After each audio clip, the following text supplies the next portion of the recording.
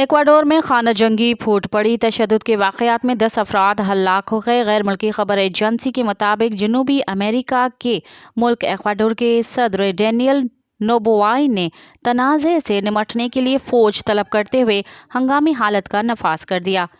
Gangsters ने TV studio पर कब्जा करने के अलावा यूनिवर्सिटी पर भी हमला किया है। कैदियों ने जेल के गार्ड्स को मुबैना तौर पर कत्ल कर दिया। एक्वाडोर में गैंग लीडर एडल्फो ने फटू के जेल से फरार होने के बाद अमन अमान की सूरत-हाल खराब हुई है। एक्वाडोर का मज़कूरा गैंग लीडर कत्ल और मंशात स्मगलिंग के जुर्म में 34 बरस की सज़ा काट रहा था। मज़ीद ख़बरन ऐं तफ़सीलात लाइ विज़िट कयो असांजी वेबसाइट www.awamiNewsHD.com ऐं ॾिसंदा रहो अवामी न्यूज़ HD।